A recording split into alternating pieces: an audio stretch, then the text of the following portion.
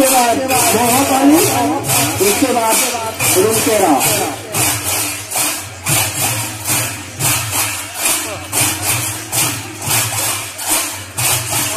आप लोगों को आधा घंटा में सभी कला को दिखाना है।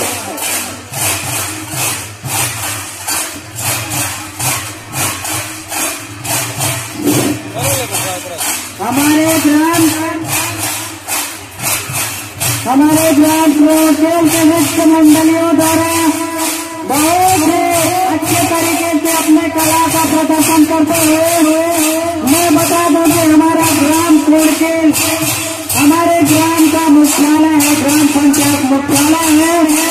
और हमारे ग्राम और खेल के जितने भी सदस्य हैं सभी एक दूसरे से परिचित है। पूरा नाम से सभी दृष्टि से परिचित है, एक दूसरे के जीवन शैली के बारे में सभी रूबरू हैं, जो कि हमें भी आज बहुत ही खुशी हो रही है कि